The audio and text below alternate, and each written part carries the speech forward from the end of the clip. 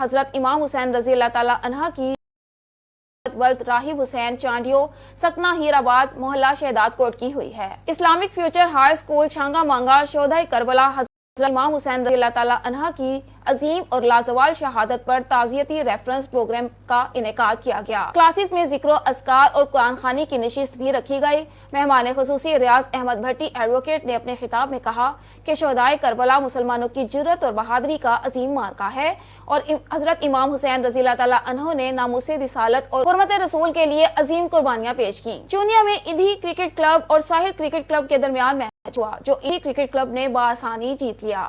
Match کے مہمان خصوصی راؤ زاہد قیوم، راؤ شاہد قیوم، سردار طفیل جٹ، ندیم اشرف جٹ تھے۔